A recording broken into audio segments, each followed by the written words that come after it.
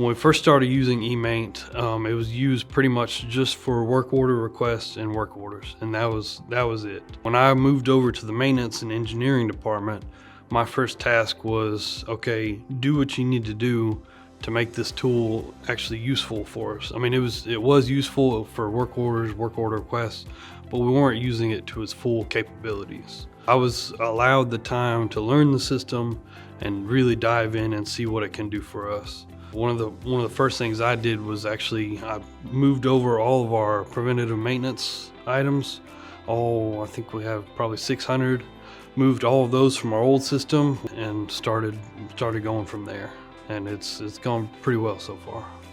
Other example was like our PM completion was falling, and then we started looking what happened.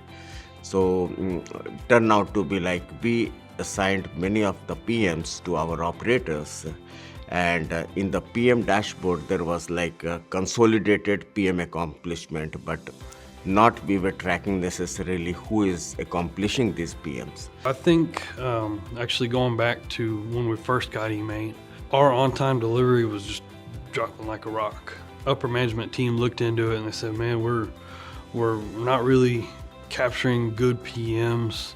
Our equipment's down all the time. So that's why they did the investigation and decided to go into eMaint.